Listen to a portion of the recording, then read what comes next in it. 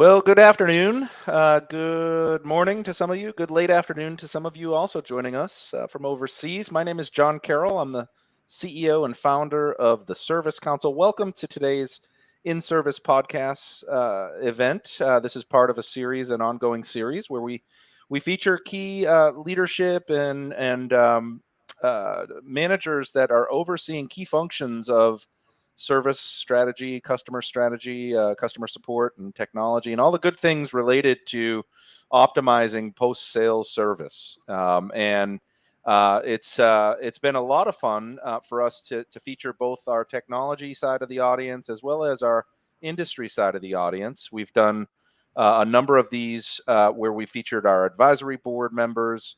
And one of the things that I really enjoy about the Service Council is being the intermediary where members can learn from one another.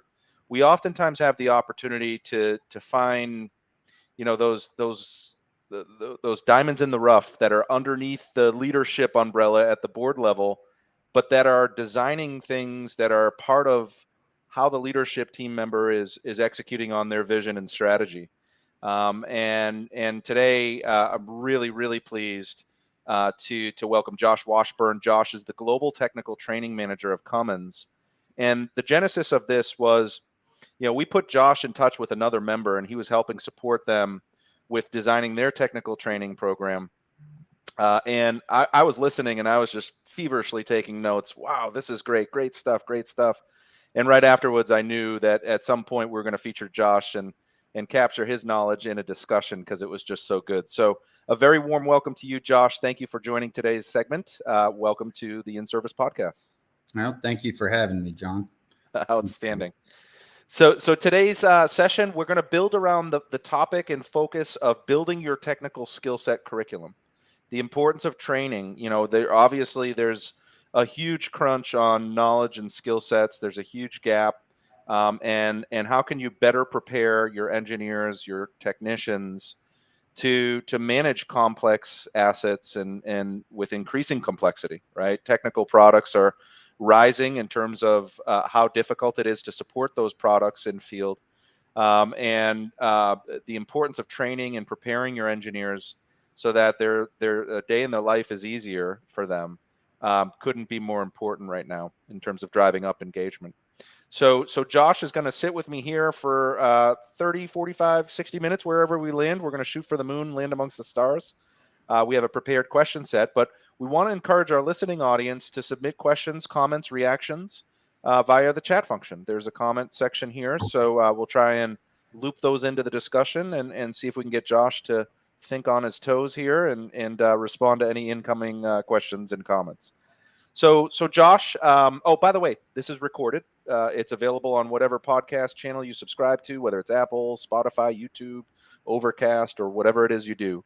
We're live streaming on LinkedIn, and this is going to be available on the Service Council's website after the fact. So if you want to reference it back as a resource.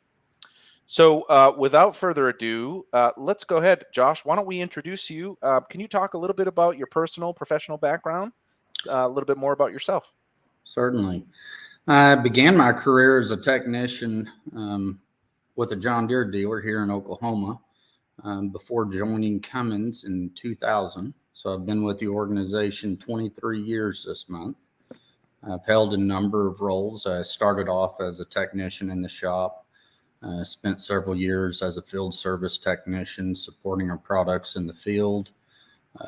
Functioned as a technical training instructor and distributor field service engineer for a while. Spent approximately 5-6 years working in operations. Managed a couple of our facilities in Texas before coming back to training, and I guess it was around 2012, and I've been in the training organization since that time, but have kind of migrated around the training organization to my current role that I stepped into back in 2018. That's outstanding. For those listening that don't know what Cummins is, could you just briefly introduce the organization? Certainly. Cummins began as a diesel engine manufacturer a little over 100 years ago in 1919, but we've continued to develop new product outside of just the diesel products. I'm not sure if you've seen the Accelera by Cummins here recently, but that's the new branding for our new power products to include hydrogen as well as electrification and on our path to net zero. Outstanding. Thank you. Kudos to Cummins for appreciating the importance of sustainability and eco-friendly practices and products. So that's good stuff. Josh, could you talk about a day in the life as the global technical training manager? Tell us a little bit about your role and function and some of the things that you do. Who do you collaborate with? What's a day in the life of Josh Washburn? Okay. So it varies and no real set schedule. On the global side of things, I'm working with our delivery leads around the globe. So I'll have conversations with training managers in Australia, UK, China, Latin America, as well as here in the US, that work closely with our training delivery teams to try and ensure that we're providing consistent training, regardless of where we're providing it, and that we're providing quality to our technicians in the learning that we provide. But additionally, I work as part of the Cummins Service Training Leadership Team, which consists of individuals from different regions, as well as training development, both on the engine side of our business, power generation side, and then we'll meet with an MRG monthly to gain feedback and alignment in the direction that we're going.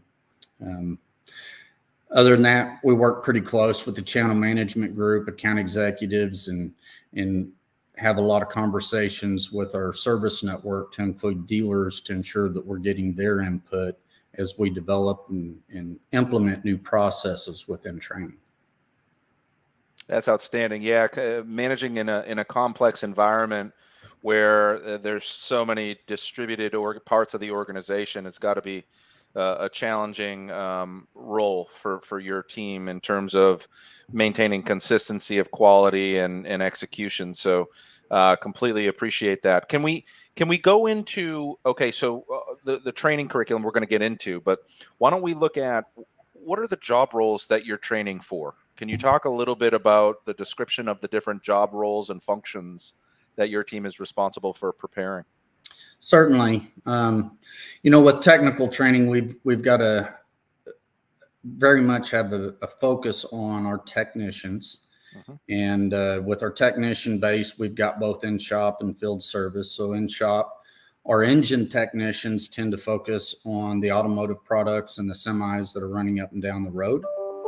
We also have a power generation group within our in shops technicians that will focus on power generation products in RVs, emergency vehicles, but typically automotive. And then within our field service ranks, we've got engine technicians that are servicing products.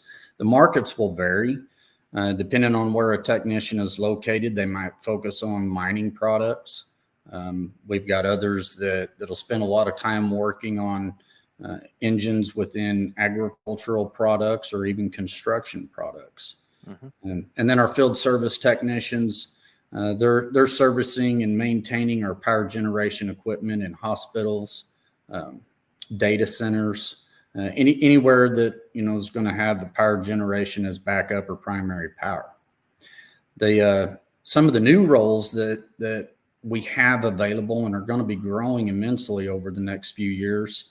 I mentioned Accelera by Cummins, but we've got many new markets there for our technicians with hydrogen and electrification, and these are areas that historically, our distributors and dealers haven't dealt with, that we're going to be getting into and are in currently today. Within North America, there's also been a big push for expanded services to focus on repair and support of our customers outside of just the power product or engine under the hood.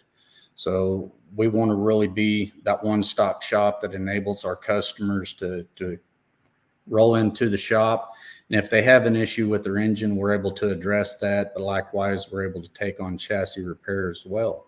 So we've got a new group of technicians that are starting to focus on that. And so we've got various roles within the organization our technicians can focus on or join today. That's outstanding. That's outstanding. So it provides an opportunity for career pathing. And you being an engineer, starting as an engineer and now being the global technical training manager, that shows opportunity for growth within the organization, which is obviously a good thing. Yeah. Let's go into the certifications and education side of things. So what if any sort of education or certification requirements are called for these roles? Are there universities or institutions that have been a good source of quality hires for you or have predicted success on the onboarding? That's a great question. I'm not going to say that any of those are required. And in fact, we've got many in-house programs that are designed to develop and provide education to new employees and step into those roles today. Mm. Individuals like David Taylor here in North America has implemented our TAP program or Technician Apprenticeship Program. So as a technician comes on board, they can take part in that TAP program where we'll send them to a college to receive an associate's degree while they're working for us. So, we'll take them on and we'll train them and we'll ensure that they get that associate's degree. Additionally, we've got School to Work that David had put together. And he's enabled a program to where we'll partner with high schools and have those students come in and start working for us so that as they graduate, they've already got a foot in the door. They've gained some experience and we're able to put them work and develop them from there. But when you think about the vocational schools that are out there's several that we utilize depending upon the location of the service center that's hiring. But we have a good partnership with UTI for sure, as well as a couple of colleges. And anytime that you can get that certificate from a vocational school or an associate's degree from a diesel program, it's certainly going to help that candidate gain an edge in the hiring process. Yeah, absolutely. It's a pathway to becoming a professional too, right? So Yes, sir. that's outstanding. So it's kind of solving the hunt for talent, but also the pathway to talent to talent, right? So I love that. It kind of killing two birds with one stone, if you will. Let's build off of the certifications and education requirements, and thank you for that overview. Let's get into hiring and collaboration. So yeah, I'm curious, to what degree do you collaborate with, cross-functional peers in HR, whether it be talent acquisition, assessment, or, looking at, the capacity to be trained, right? Is there any sort of role that you play with your counterparts in HR as they're thinking about identifying new talent to come into the organization? So I would say that training in general is not necessarily involved, nor do they necessarily collaborate with HR in the hiring process for most roles. However, in my role, I do function as, we'll say, a talent manager and do a lot of interviews for roles within the service organization. So that's something that I'll do personally within my role, but it's not necessarily something to where as a training organization, training delivery is involved. But we have a lot of collaboration, and I'm actually collaborating with our functional talent manager now to develop and define better career paths for our technicians moving forward. It's not always a clear path that's defined that helps a technician understand what they need to do to progress to that next level. And we're working now to develop that and outline and define for a technician what they need to complete to be eligible to move on to that next step. Make it very clear and obtainable. Outstanding. Let's go to that process of onboarding and enrollment, and what does it look like for Cummins? Are you involved in it? Is there, you know, can you talk about the duration of it, the course structure, a little bit of is there shadowing involved? You talked about the TAP program that you referenced. I'm curious to talk about, a little bit more about that onboarding process for a new inbound technician or engineer. Certainly. So as mentioned, training doesn't typically get involved in the hiring and onboarding process of most of our technicians. However, with my prior experience in operations, I've got some visibility of how a lot of that plays out. HR certainly has their onboarding package that all of our technicians will go through. But once they start that role, depending upon what type of position a technician is in, will kind of really determine the amount of shadowing and what that process looks like. For instance, with an in-shop engine technician, we would be looking at the amount of experience and knowledge a technician brings in as they join the organization, and that'll start to dictate how long they're with another technician before we turn them loose. In some cases, they come on and we're able to see very quickly that they're an independent individual with the skills and knowledge to move forward on their own, and we'll turn them loose. Whereas others need a little more time, and we guide them through that process and help to build their confidence and their skills before we turn them loose. And then on the flip side, we'll have technicians that, maybe are functioning as a power generation field service tech. And, just due to certain safety requirements, we don't let any individual touch anything over 50 volts until they've completed NFPA 70E training. And then they'll have to complete other training before they're allowed to go out and work on that product on their own. So we'll pair them up with other field service technicians, and they'll do ride along for a period of time until they have fulfilled all those safety and knowledge requirements to cut loose. So it really starts to vary depending upon the role. Outstanding. And not a one size fits all scenario, right? So pending the need for the particular candidate that's coming in, you might supplement and expand to align up with what their personal requirements might be. Yeah. Outstanding. Let's shift to the approach in terms of the medium. So how does Cummins deliver training in terms of, thinking about the different channels that you can deliver it, whether it's, classroom, in the shop, online. There's all sorts of different delivery mechanisms. What does Cummins use to deploy its training? So we've got several methods that we utilize to deploy training today. Historically, we've always had e-learning courses or Cummins virtual colleges that are available through CST, which is our Cummins service training website, as well as LMS. And those will function as kind of a prerequisite to our instructor-led face-to-face training. And we've held a number of different pilots. And while COVID and the pandemic was not a pleasant experience for anyone, if there was any positive that came out of it, it forced us to think out of the box and move quickly to react to our inability to provide training in a face-to-face environment. So a lot of the pilots that our training development have done in the past, partnered with the pandemic, kind of forced us to start, I guess, reviewing how we were doing things and what we needed to do in the future. And so we launched remote instructor-led training via Zoom, to where now then we're also utilizing that face-to-face environment.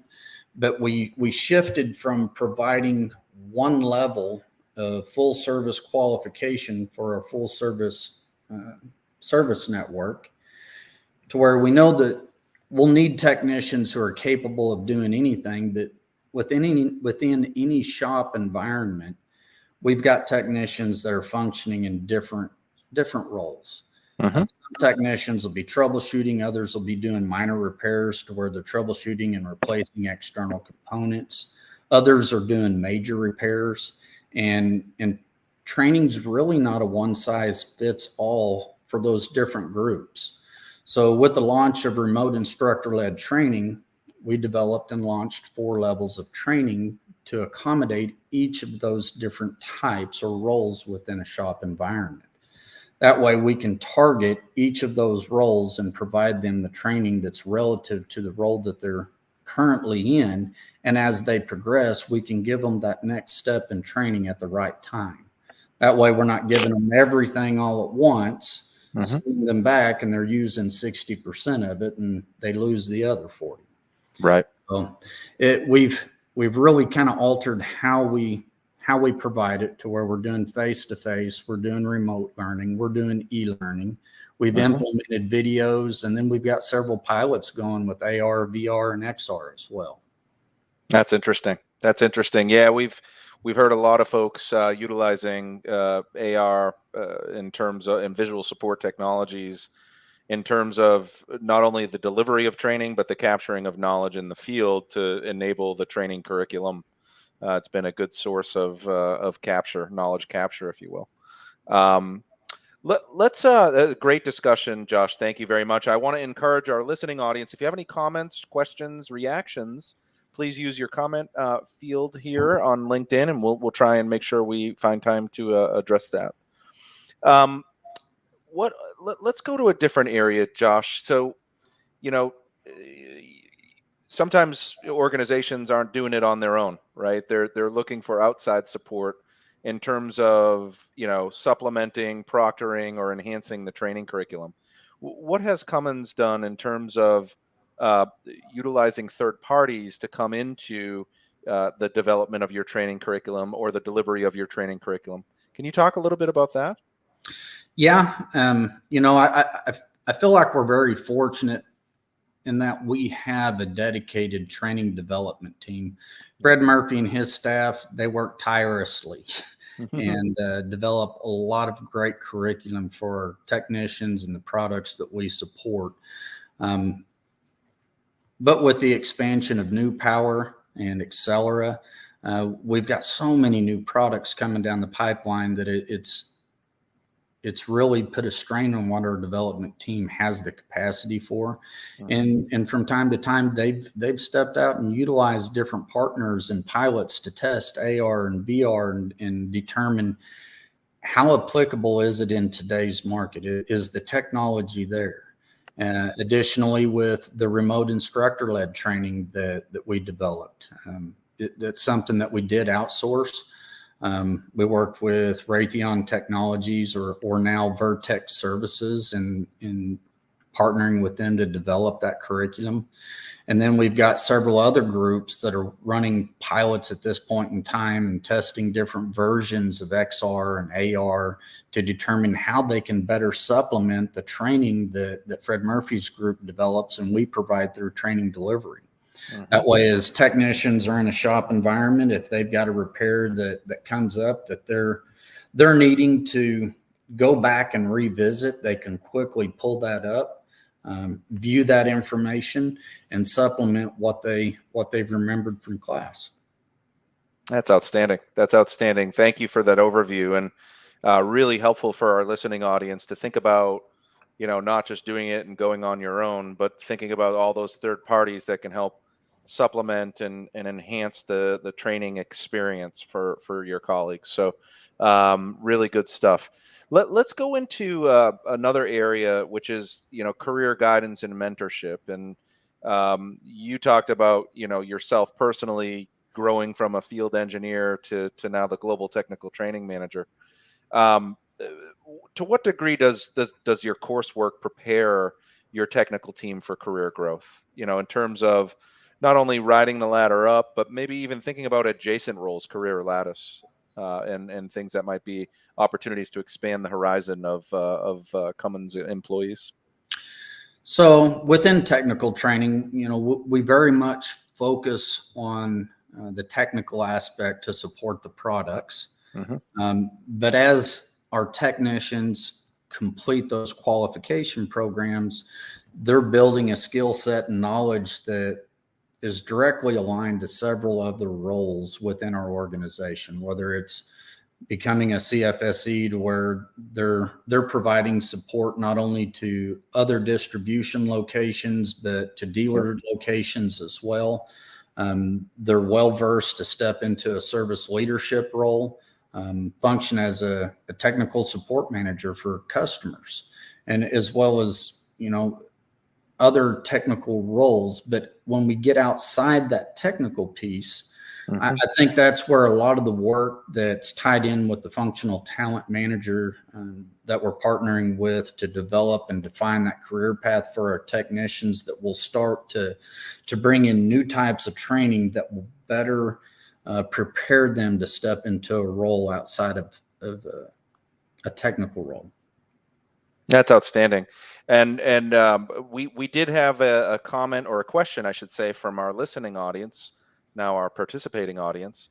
And the comments from Greg Ratcliffe. Greg, thank you for joining. Cummins he writes, Cummins has moved into new to you areas like fuel cells. How do you anticipate training your field engineers in the future in these very different technical areas? So that's a great question. As we've stepped into the fuel cell as well as electrolyzers, it's something that's new, but we've developed kind of a training group that's directly responsible just for those new power and Accelera by Cummins products. So it's a different space. And there's going to be some nuances associated with it, but we've really assigned a specific group just to focus on that training. And as that material and curriculum is developed, I think that'll better enable us to take it to the market that's a little different and more specific to hydrogen, as opposed to some of the other products that we've historically sold.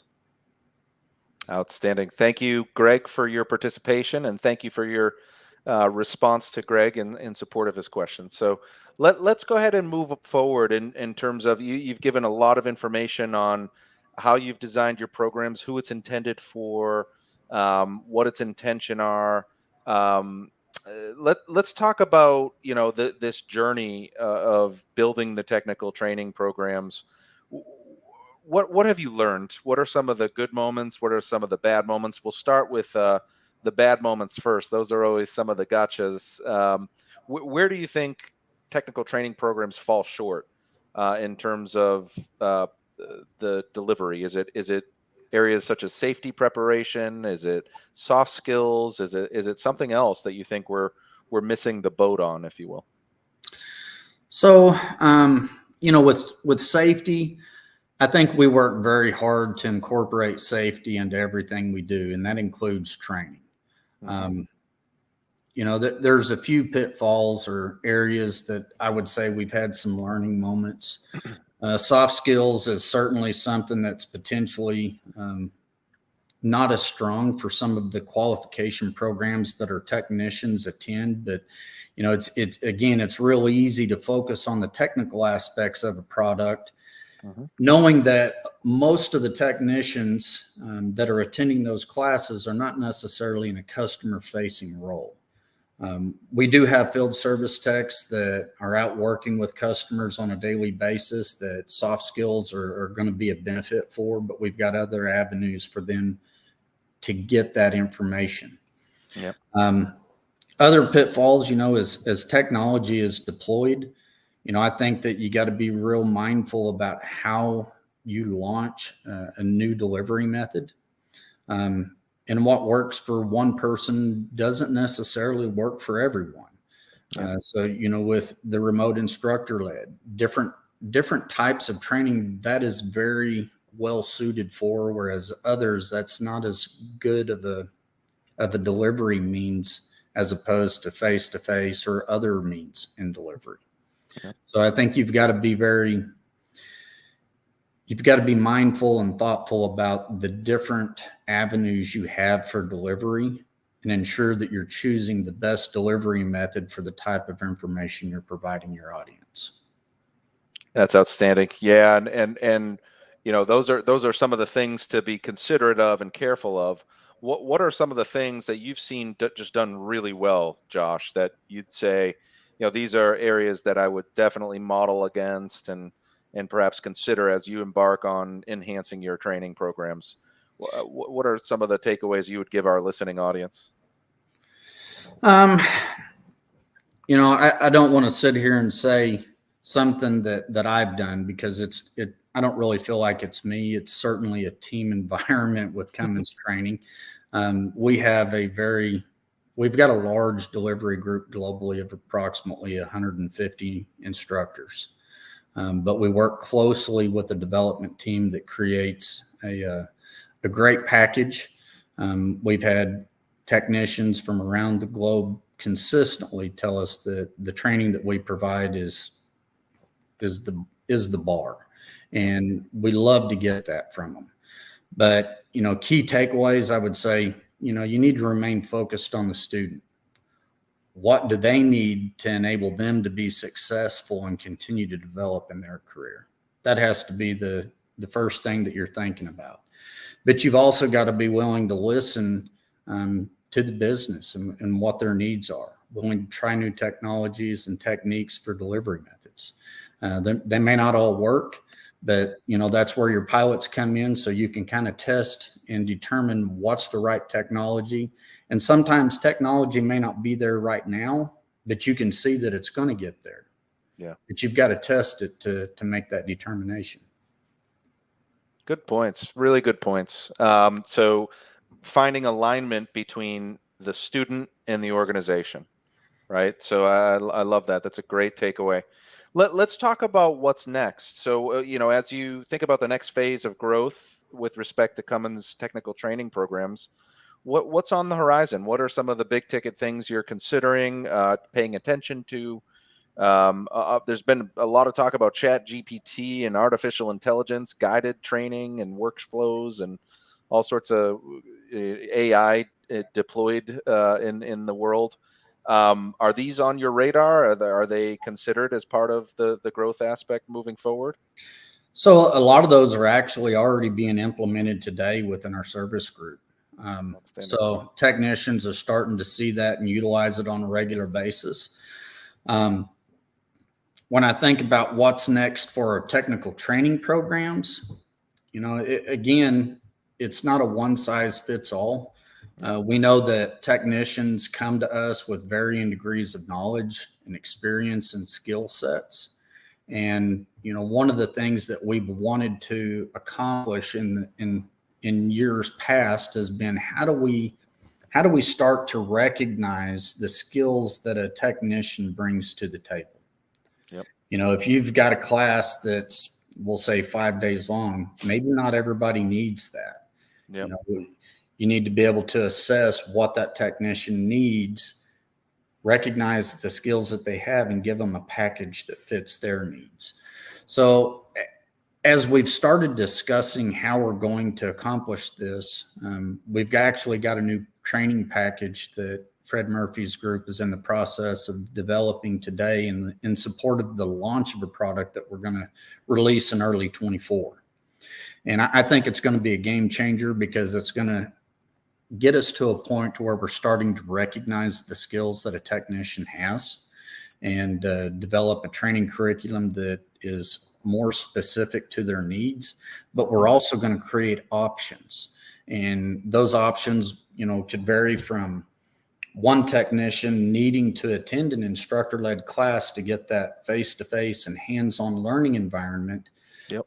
While at the same time recognizing the skills of another technician who is better capable of getting that information at the time of a repair through a short course or video, and utilizing that information on the fly. So it's about recognition of skills and providing options for the same type of information, just different delivery methods that are going to be available to our technicians in the future. And we've got questions coming in from all over the place, one of which just came across my personal phone here from one of our board members who first of all applauds the webinar and the podcast today. It finds it very interesting. His name is Chris Westlake, and he wanted to know what does Cummins use for its LMS system, and how are you getting the most out of what you get from it? So another great question. We had a database for years that we called Promotion, that we stored all of our training records for Cummins technicians as well as dealer technicians. But somewhere, I don't know, around 2013, 14, 15 timeframe, we started working to develop our own in-house LMS. And we merged that Promotion database with this new LMS that now manages our class schedules, enrollment process, as well as access for all of our training classes, Cummins virtual colleges. It's kind of the one-stop shop for Cummins technical training. We're very fortunate in that we've got a development team on staff that continues to enhance and further develop the LMS. And we conduct regular meetings to where we're getting feedback from our users, both within the dealer network as well as our own distributor network, to say, hey, we've got this need, and we'll prioritize based on the effect that it's going to have for our users and the volume of users, and work to implement new enhancements. So it's a unique LMS, but it's in-house. That's outstanding. Outstanding. Yeah, that's a journey. That's a long journey. So we'll look forward to maybe welcoming you back and digging in on how it's going on a future podcast, if you will, Josh. And thank you very much for creating this resource for our listening audience. It's been a really great discussion. For our listening audience, for them to get to know you a little bit better, can you talk a little bit about something personal or a passion outside of work? That's probably the easiest question you've asked me today, John. As far as passions goes, I'm an avid scuba diver, and that's probably my biggest passion outside of work. Very cool. Whenever I stepped into more of a leadership role and out of the classroom, it left a void with me, because I always enjoyed teaching individuals and helping them. So I kind of joined my passion for scuba and became a scuba instructor. And it's been a great outlet to be able to bring new individuals to the hobby. That's super cool.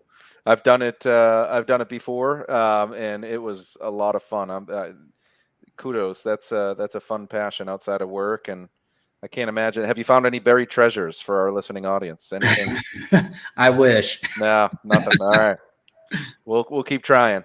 Well, listen, Josh, I want to thank you very much for joining us. I think this has been a great resource for our listening audience. And for our listening audience, this podcast is being recorded, will be available as a resource that you can consume at the Service Council's website. Josh, thank you very much to you and your organization, Cummins, for allowing you to speak with us today. It's been a great discussion. I've enjoyed it personally, so thank you very much. Thank you for having me, John. Outstanding. If you want to access this podcast, you can go to the Service Council's website. You can get it on whatever channel you subscribe to, and stay tuned for our next podcast segment. We'll be back here, I don't know, 1, 2, 3 weeks, somewhere in that vicinity. But our guests are always raising the bar, and our next one, I think you'll find very enjoyable. So thank you for joining. We'll see you on the next one. Appreciate your time today, and we'll see you soon. Thank you very much.